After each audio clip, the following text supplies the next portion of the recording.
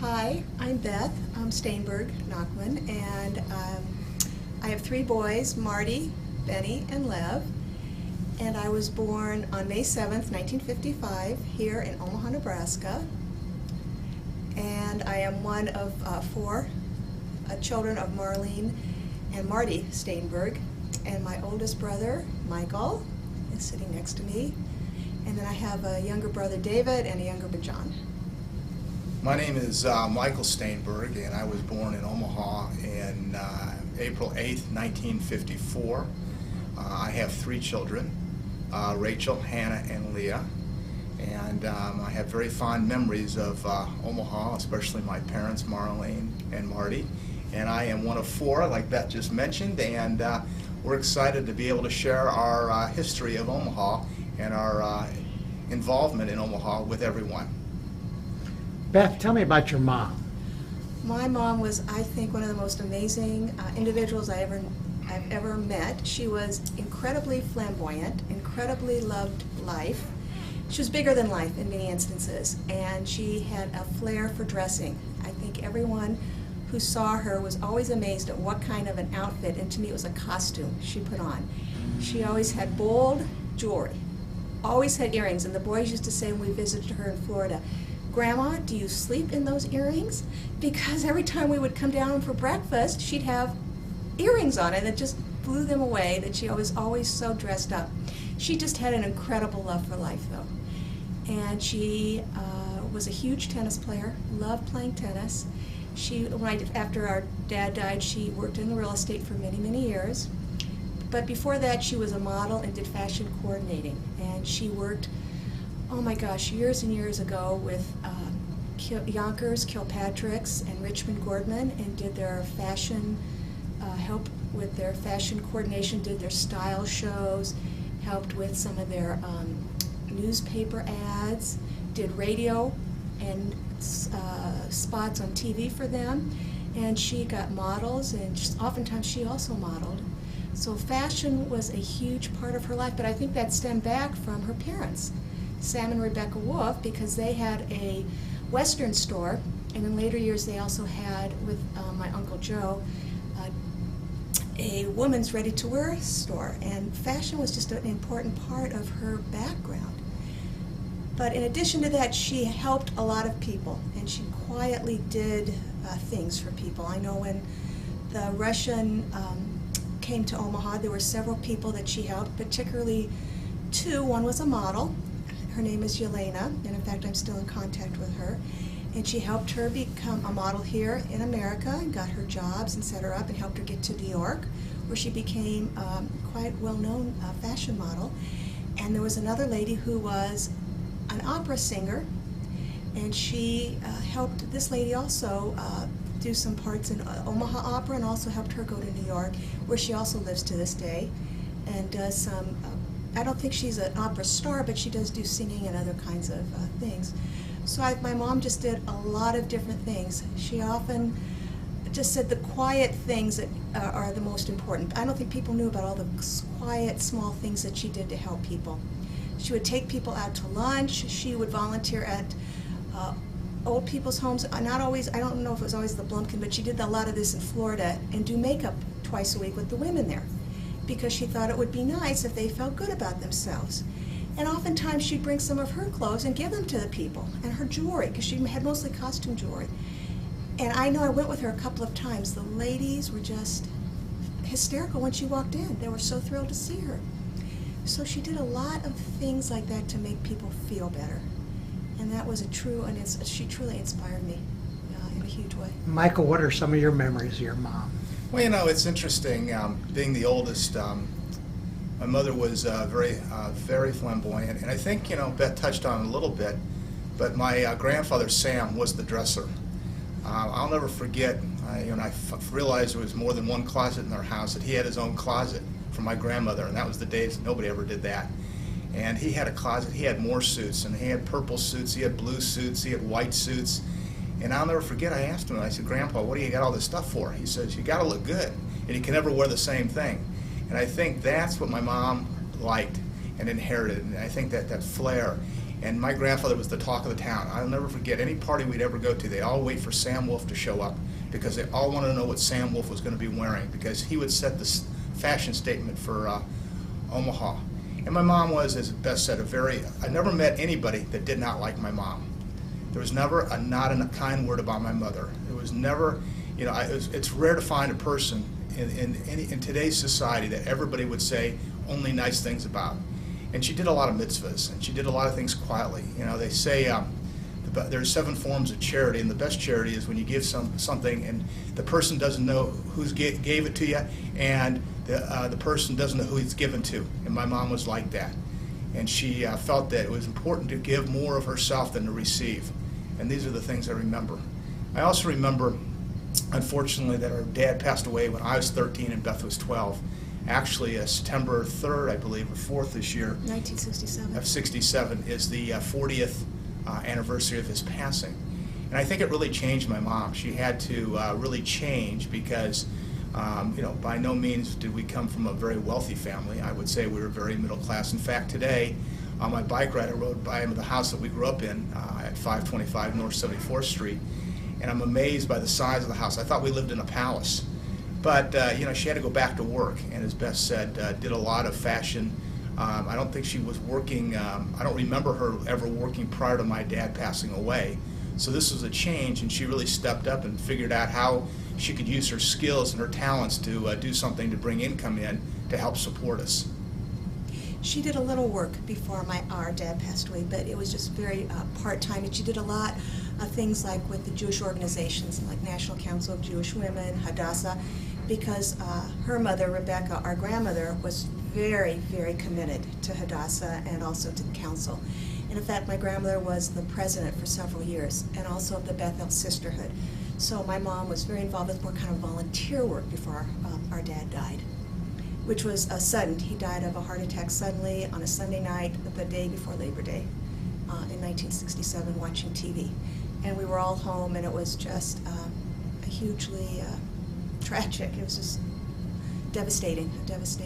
What are some of your memories of home life with your dad? That's interesting. I'll take that one. I'll start with that because, I remember early on, I happened to be in the real estate business, in the development business, and probably because of my father. He was the first garden level apartment developer in Omaha, and probably one of the first in the United States, and he was a visionary. My father was the youngest professor ever at the University of Texas. He was a professor of economics, and that's how I met my mother. That's a different story, but I believe he was 21 years old and became a professor at the University of Texas In Austin. And growing up in Newark from a very poor family, he moved here and. Well, he moved to Texas first. I'll just interject because he had relatives in Texas, and that's why he went there. His mother had a couple of sisters who married a couple of brothers, and they settled in Texas because his other 2 brothers did not leave the New Jersey, New York area, but that's how he got to Texas. That's sorry. right. So he finally, I'm moving to get to Omaha. I'm sorry, I know. Because we're talking about Omaha. I'm sorry. So when he got to Omaha, after the 2 brothers, 2 sisters moved to Texas, one Houston, one Dallas, the Wertheim families. Yes. He got into the real estate business, and my grandfather was a wheeler dealer, never a developer, but he would just buy pieces, sell pieces. It was never any piece of real estate he didn't like. So I think my father did not want to go into the Western wear business like my Uncle Joe, who married my Aunt Audrey, who was my mother's older sister, I think by 4 or 5 years? 4 years. 4 years. He went to the store for about 6 months, and I think that put him out of the retail business. So he got involved and decided he was going to be in the real estate business and apartments. And the early memory I have is, I have a couple stories that I remember when I was 4 or 5 years old, and he would take me out and we'd go look at real estate all day, drive around. And I would say, what am I doing here? This is like the most boring thing, but today, that's my favorite thing to do. And I laugh back when I remember my dad dragging me out. And I'd always say, can we stop? Can we stop? Back then, they didn't have much to stop at. And so it was quite a lesson to look at real estate. And he'd take me to meetings with them and meet people and just really understand it. But my father was a workaholic. I remember that we didn't see very much of him, just like I am.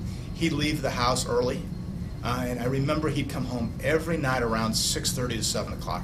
And when he walked in that door, we were at attention. We were told to be ready, because we knew he was coming. That was before cell phones, and we knew he was coming. My mom had that sixth sense that, by God, you'd be at that door when your dad got home. And we'd have dinner every night together. We rarely went out. In fact, I remember last night we went out to Caniglia's. Venison on 72nd Pacific, and that was my dad's favorite restaurant, and it was the biggest deal. We'd go there once or twice every couple months, and we'd have to dress up. We'd put a tie on and a coat on, and Eli Caniglia was there, and he put us in a special room, and we'd have to have manners, and that was the kind of the things I remember about my dad.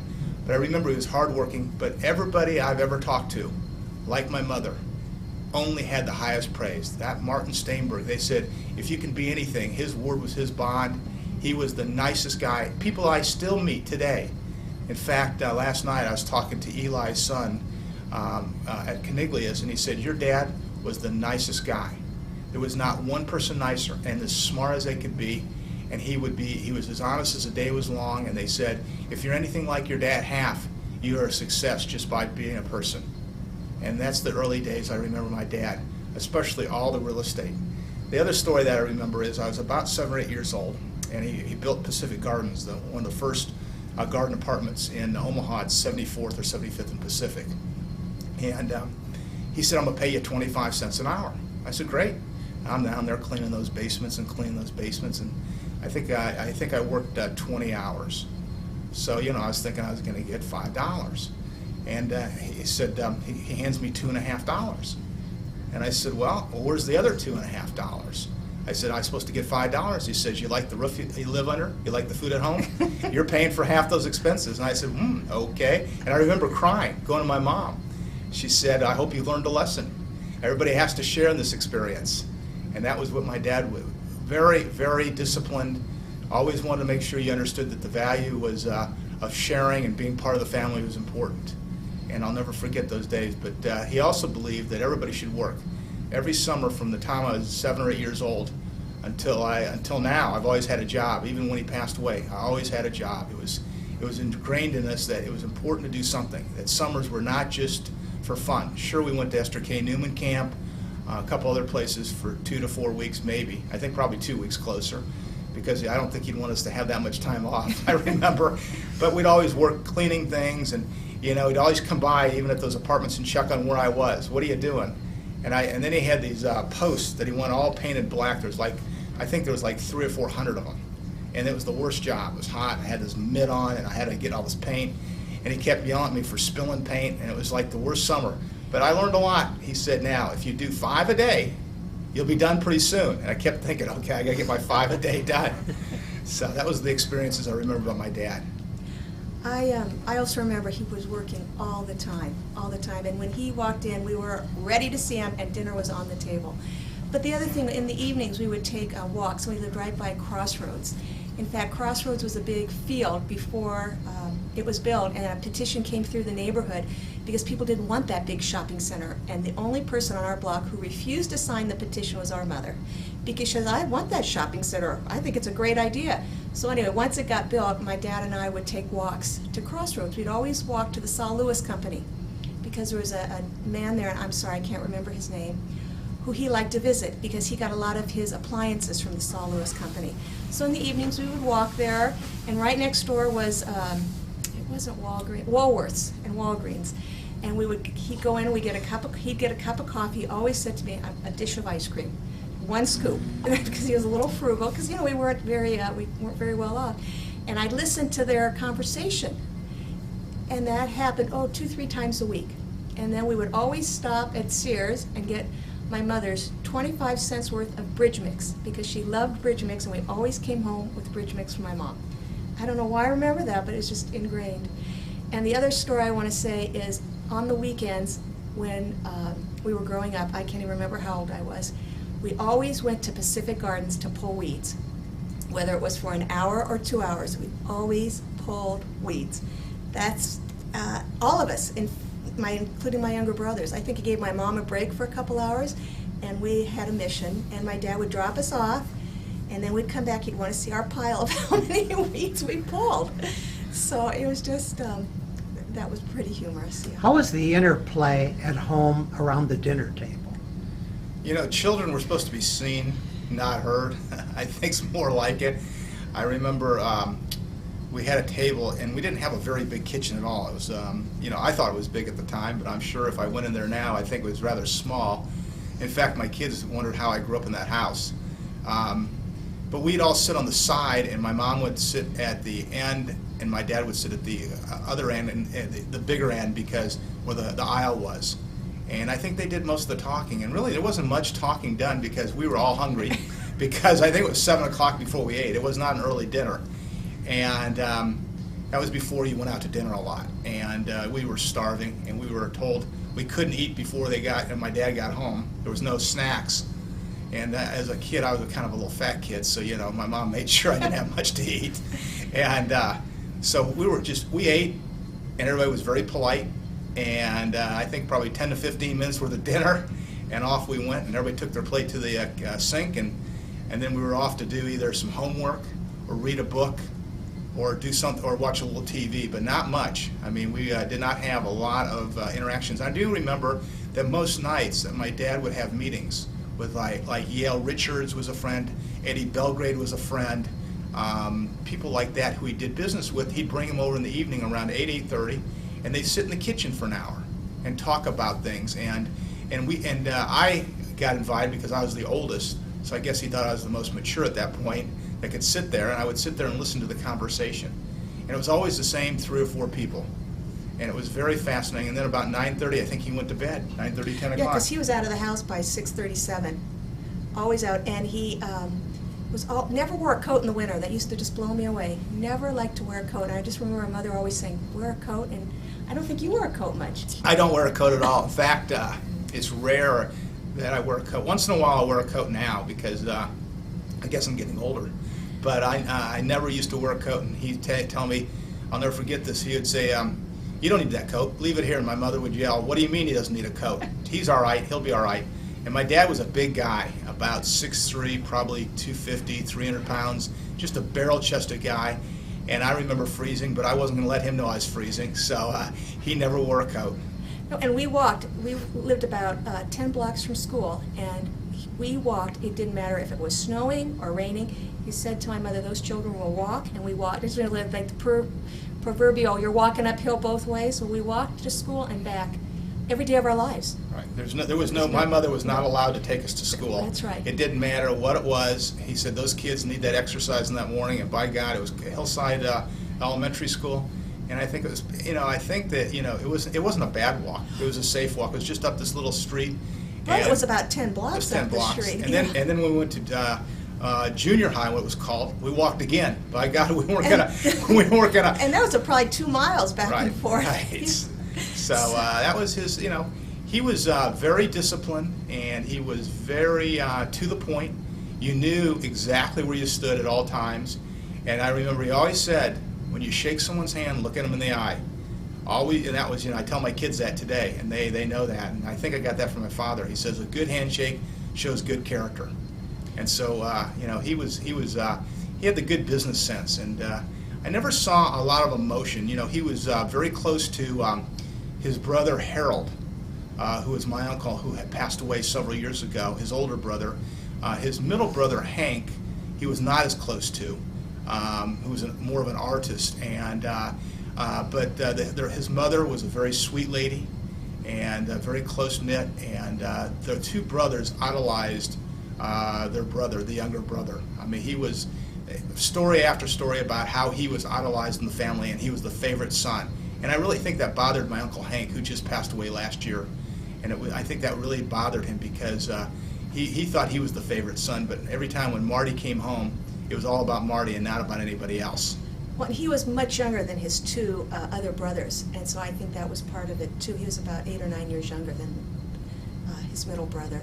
Did you have much of a relationship with that side of the family, the grandmother and the two uncles. The grandfather Passed away the year before I was born, and that's why I'm named after him. His name happened to be Ben, too.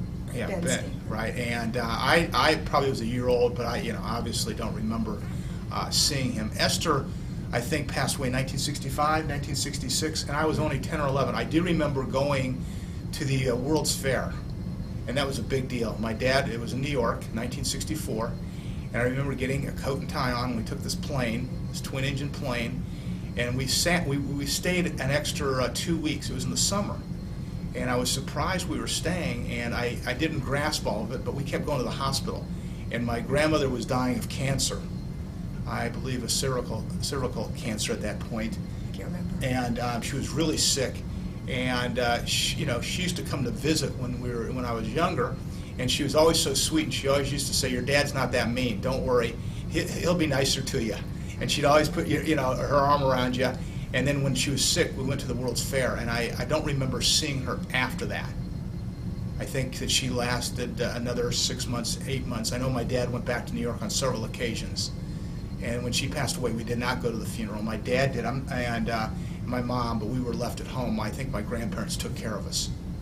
But we went to visit my other two uncles and their kids during the summers. We would go for, 2 weeks, one of us at a time. And we would spend about 2 weeks there. But we usually spend about a week with the older uncle, Uncle Harold, who was pretty calm, and then we'd spend a week with Uncle Hank, who was just a ball of fire, not too calm. And so we did have that contact. And they would send their kids to Omaha, even after my dad passed away. And in fact, my mom taught all the kids how to drive. Because Right. at that time, you didn't have to be as old in Nebraska to get a driver's license. So all of Uncle Harold's kids learned to drive in Omaha. And actually, I'm very close to my first cousins, Mark and Ricky and Marcia, especially Rick Staenberg, who's the middle of Harold. We see a lot, and Mark is having his 60th birthday party in November, and so we're all going. We're going to go, yeah. And so we're close to that family. Hank's children, David, who is now known as Zach because he went to Hollywood. You got to have a Hollywood name to be there, and he's won an Oscar for The Matrix. And I are pretty close. We talk once a month. Now his two sisters, I haven't seen Jill in probably 20 years, and Barry I talk to once in a while. Their mother Iris and I are still friendly, and my aunt, and I try to talk to her. She lives in Mexico half the year, so we're pretty close. And we were fortunate growing up here because on my mom's side, Audrey and Joe had 3 sons, Tom, Bill, and Dick and I are the same age. Dick is, I want to say 4 months younger. In fact, we went to high school together, and we were first-year roommates in college together. And those boys and I spent a lot of time. In fact, my grandparents took us on several summers with them and the Kirschenbaum boys. I was the only boy, so there's 4 boys, and we went to Sun Valley one year, and we went to Colorado one year, and I spent a lot of time with my cousins. And I always felt left out because I was about the same age and no room for a girl. So there you have that one. And so, How about your Wolf grandparents? Tell me about your relationships with them. it was interesting. I was talking to my uncle last night. And my Uncle Joe, who's 87 years old, and who's quite a character. I asked him because my father and my grandfather had a business falling out. According to Joe last night, it was interesting. I said, "So tell me, what happened?" And we were sitting at a party last night, and he says, "I'm glad you asked."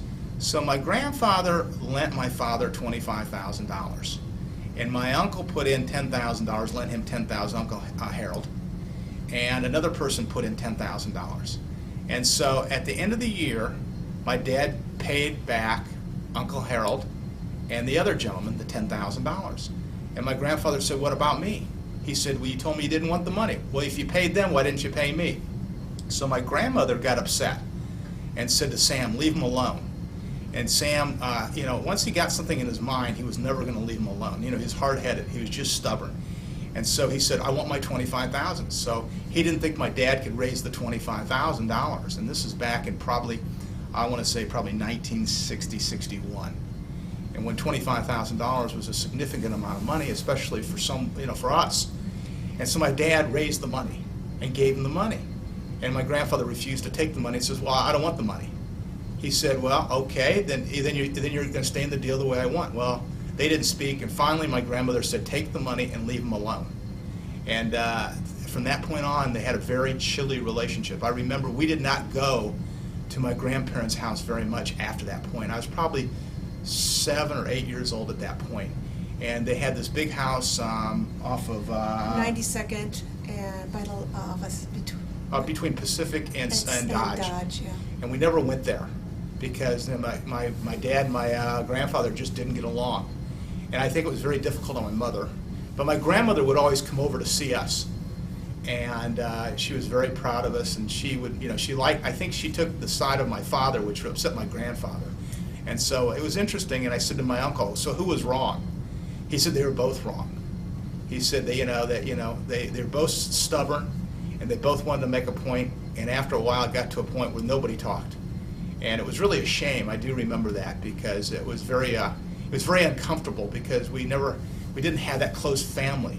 And then when my father died, it was like nothing happened. My grandfather was back in our lives, and we'd spent a lot of time at their house.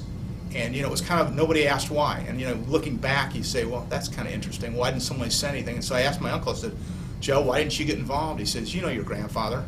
If I would have, he would have turned on me. And he said, it's a shame because looking back, I should have got involved. And so that was kind of the relationship. But I always remember my grandfather being the wheeler dealer. He was up, he was down, and everybody thought he was really rich, and he really wasn't. He made the appearance to be very wealthy, and he always was very outspoken. He always had to be the center of attention. And my grandmother was always elegant, very quiet, very soft-spoken, and very wise in what she was a very wise woman. She understood human nature and how to make you feel good, and she understood if a person was for real or not for real. And I think she accepted my grandfather, but was never sure why he was like that. And I think a lot of times she just shook her head. And I remember a lot of times listening, because I used to stay there in the guest bedroom and hearing her lecture my grandfather. Now, why, Sam, do you do that? And she finally said, I give up. This is when he was in their 60s, and I was a little kid. And I remember yelling at she was yelling at him one night, because my grandmother never raised her voice, and I was surprised. And she says, Sam, you can't keep acting like a 10-year-old. And I remember that. And that was, but my grandmother was one of the most elegant ladies. Again, everybody loved her. She was one of those classy ladies. You'd think that, she was very wise. I don't think she even got through high school. She did. She was a stenographer. Sorry. She got through high school. But she never had any college because she had to go to work right away. And she told me she was the best stenographer at some company that she worked at. So yeah, she did. But I just want to also add that she and my dad had a very, very good relationship because they loved each other. And they would go out for lunch, or my grandmother would come over to our house and visit with my dad. And I think that money thing was the icing on the cake, because I think Sam and Marty had very different business senses. And as Michael said, Sam was up and down, and some of his ethics were maybe a little questionable. And my dad was very, very honest and just a straight shooter.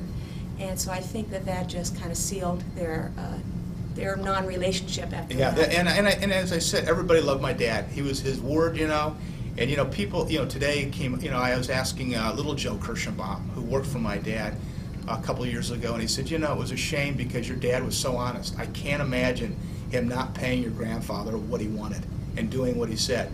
And he just said, I think your dad's integrity was higher than your grandfather's, and he didn't want the dollar to ruin the relationship, but it ended up doing that.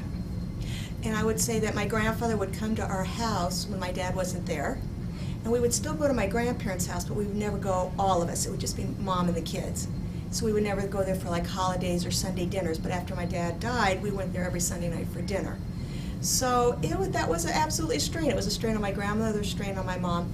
But I do remember my grandfather would call the house 3-4 times a day. That was just the kind of guy he was. What are you doing now? What are you eating? Why are you eating that? Why are you doing that? I don't know. All right, goodbye. He was just always calling, right. Just clipped little quips of things. If they had cell phones today, he'd be over his minutes. He couldn't calm himself. On the Wolf side of the family, Was your great-grandparents, were they immigrants to this country? They were in Cleveland. They came from Cleveland. The Wolf Wolf side, yes, Yeah. from Cleveland. Yeah, my grandmother and grandfather's parents both lived in Cleveland. No, Grandma's parents were from New York City. Yeah. They were the Azorans. Right. And, But they got to Cleveland too. oh, I didn't know that. Yeah, they got to Cleveland, and then but they came to Omaha. But they came to Omaha after that. But my grandparents on the Wolf side, parents were the United States. They did not come from Eastern. Their parents might have. I'm not sure. I don't know that part of it. I can't go that far back. But I know that they were Americans already here in the United States. My grandfather was from Cleveland. But Rebecca's parents did immigrate, I think from Germany. But I'm not sure everything, and they came to. My grandmother didn't remember very much. No, she was born in New York City. Right. Rebecca was born. She in was New born York then. City.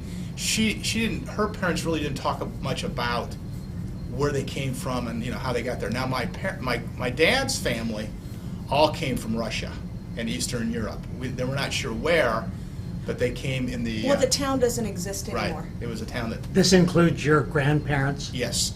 The Or immigrants. Staenbergs. Staenbergs, yeah. They were. And because Blanche Wise is our cousin, and her dad and my dad's Ben's grandfather, were brothers, and they came from a small town in Russia that doesn't exist anymore, and there were several sisters, and another brother, and the brother Moishe immigrated to Israel. But the sisters, they sent money to them to come to the United States because it was right around the time of the Holocaust. But the girls decided they would use that money for a dowry. And so they begged them to come, but no, they used the money for dowry. And so there were, I think, 3 sisters, and the mother, and they were getting lives together and then coming and sending for them, but they did not come, and they perished. I think they perished in the. Yeah, they did in the Holocaust. They kept the money. What was life like in your family after you lost your father, between your mother and your siblings growing up? It was interesting. For me it was hard because I was told I was the man of the family. Here I am, 13 years old, and said, well, now you're in charge. Well, what does that mean? I mean, no 13-year-old person could be in charge of anything. And my mom, Beth reminded me yesterday, we didn't go out of the house for a week. We sat shiva for a week. Right, and we didn't leave, and it was like nobody could cry. My mom said, nobody cries. Nobody shows any tears. We got to move on, and it was very difficult. And it was we didn't have a lot of money. I think my dad was just starting to make some money. He didn't have any life insurance to speak of because nobody bought it. Even though my uncle Harold was a life insurance salesman, they didn't believe. My uncle Harold, who sold life insurance, didn't believe in it and told my dad not to buy any. And so, when he's 39 years old when he passed away, and his birthday was 2-3 weeks later, mm-hmm. And so it was very difficult. I think it was difficult on my mother. It was difficult on us kids because here we are on a Sunday night watching Walt Disney, and your dad dies in a chair, and we're watching a movie, yeah. Yeah, right. And we're all in the same room, and so I think it was a difficult time. I think it had a lasting impact on everyone. I think more so on Beth and I than my younger brothers, because my brother David is 4 or 5 years younger than I am. 4? We was 5. 5, okay. So I'm getting older, so I can't remember everything. 5 years. And so I was 13, he was 8. And my brother John is... He was like 5 or 6 at 5 or 6 at the time. So, it didn't have as much impact. And so, and I knew that money was very difficult. We buy all our clothes at Richmond Gordman. Or at Sears. Or at Sears, at Seconds, and we if we got a bike, it would always be a second-hand bike. And my mom always said, "Now you have to go to work. If you want spending money, you need to go get a job." And so, I worked at Hinky Dinky. I worked at a lot of different places, and so I think it taught me a lot more in Beth because we had to go out, and if we wanted to spend any money, there was just no money to spend. Even though my grandfather tried to help my mother, I mean, he did, as I said before, he was up and down, and never one of those types that you never knew where he was. And he tried to help my mom, but we lived in this house. But it was very limited. Right. Very limited. We lived in a house that I would say was 1,700 square feet, 1,800 square Very feet. modest, yeah. I mean, right. But again, we thought it was, we thought it was the palace. And so, but it was difficult. I'd say it was a very difficult time.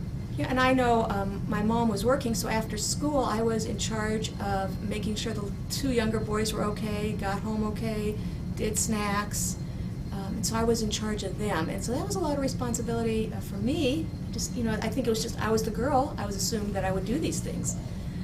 So yeah, and I always had jobs too. I worked at the nursing home, and I worked at Montgomery Ward's in their gift wrap department at the holidays. My mom knew somebody, so she kind of got me in when I was 14, before one of those deals. So I think Michael and I really took the brunt of it and tried to help Mom in a big way. Right, because we knew she didn't have any money. And she was working hard. And she was really working hard. Just, and I remember how difficult it was because lunches were 50 cents. 50 cents every day for lunch. 35 cents. Well, 50 cents At the high school? At the middle school? junior high. Oh, okay. There were 50, and my mom sometimes would scrape around and look around for that 50 cents, and I could see it agonized her to, it was like she didn't really have 50 cents. And so, I had to, spend my own money for breakfast or lunch or whatever. And sometimes my mom would make us sandwiches because that was the way we would do it. My mom always used to say, I don't know how you guys grew up, white bread, cans of corn, Right. and hamburger. That was kind of the staple. Right, and I think she'd make a meatloaf and put some cheese in there like it was a big deal, like you got a special treat. But we didn't know we were poor. I mean, we really didn't realize there wasn't a lot of vacations. No, I don't think we hardly ever. And took a after my vacation dad died, I don't remember going to camp. Never went back No, we to camp. didn't go to camp. It was I think always the little boys went to day camp. right. Yeah. But I think at the J, they had some program, and I think my grandfather paid for it. But it was it was a difficult. Growing up, it was like always made sure that, we bought a used car, and we never had anything new. But that's okay, you know what? We survived, we were fine. Yeah, it was never a big deal, until you got I remember a friend of mine, Jay Madden, who I grew up with here in Omaha, came up from a very wealthy family. I used to think, wow, they'd go buy polo shirts and fancy shirts, and I'd be, looking at the Richmond Gordman, nothing wrong with Richmond Gordman, but it was a whole different mentality. Well, and our mom worked there, so she got a little discount. Right, So, yeah. that was the big Yeah, that's right. encouragement. So she did that, and the real estate. And, she went to UNO and took classes in real estate because she had no understanding really of real estate and what to do. And I think I know she did the best job she could, trying to keep it together. And some of the real estate turned out pretty good that she was able to keep. Yeah. Some of the stuff she had to sell, like Pacific Gardens, she had to sell. And Bel Air Apartments, they were on 72nd and Seward. Those were his two complexes, Right. 2 garden apartments. Right, and so she kept the one on 72nd in Blondo. Which one was that? For a while, that was a Bel Air Apartments, and then there were some single buildings. Right, and so she did okay. She did her best. Yeah, she did her best, and she invested with me when I got in the real estate business, which made her a little money. So it turned out okay. How about your education beyond high school? How did that go for all of you? I think it went pretty well. I went to Arizona State because it was a place that I could afford to go. I remember it was $400 a semester, and the tuition was the tuition, and the cost of going to high school was very minimal, college, and so it was a good school, and it was a great education. Getting away from Omaha, I always wanted to, I wanted to leave. I thought it was important that I needed to explore the world and see if there was something outside, because a lot of my friends in high school decided they wanted to stay and go to the University of Nebraska, and they wanted to live in Omaha. And I thought I had, from my dad dying and growing up here and always working here, I figured let me see what else is there in the world. And so I went there, and it was a great education. And I went to UNO for a couple of years, and then I'm an occupational therapist, and at that time there were 4 schools that offered occupational therapy, and I got a scholarship and a work-study program to Washington University in St. Louis. So I went there and graduated, and then I worked at St. Louis Children's Hospital for 4 years, and I decided I wanted a graduate degree, and so I went to the University of California at San Diego, and did that and worked in San Diego for several years, and then I came back to Omaha thinking I would go to medical school, but that never kind of materialized because of other things, and so I'm very pleased with my education, and I'm glad I went out of town too. And how about the 2 younger brothers? David, originally after high school, he had some special needs. He has some learning disabilities, and he went into the Army. and he was stationed, I remember, in Alaska, and he loved Alaska. And they, through the Army, they had some college classes he could take through the University of Alaska, and he did some work there, and then when he was done, when he moved back to Omaha, he also went to UNO, and they also gave him some support. And John, who's always very brainy, went to Stanford University, and he got an undergraduate degree there, and he got a graduate degree there. Got a master's. Master's degree there, yeah. And then he went to China to teach, to Taiwan, to teach English as a second language for a couple of years before he came back and settled down and got jobs. You know, in closing, after all these thoughts, you know, I just want to tell Rachel, Hannah, and Leah how much I love them and how much you mean to me, because this history is part of you, and I hope you will carry on the history. And as I've always said to you, I want you to be good citizens. And of course, to my wife, Carol, this wouldn't be possible having these three wonderful children and creating a family that will carry on the legacy of the Staenberg name until they all get married. So everyone, I love you, and thank you for watching this, as this couldn't have been a nicer way of telling you the history of my life. And I would also like to have some thoughts as we end this video to my boys, Marty, Benny, and Lev, that you just mean the world to me, and I've told you that, and I love you from here to the moon and back 1,000,000 times, and I'm glad that you were able to see some of the history and hear it from me, because we don't always talk about these things on a daily basis. And Marty, you know you were named after my dad, and I have such high regard for my dad, and I have such high regard for you. And Benny, you know you were named after my grandfather, who I was also named after, and I think you are an incredibly unique and special person. And little Lev, you know you were named after grandmother Rebecca, and I just love you, and I love your talent, and I love your sensitivity, and you boys just mean the world to me, and I love you so much. So I hope that your lives are as full and fulfilled as mine has been up to this time.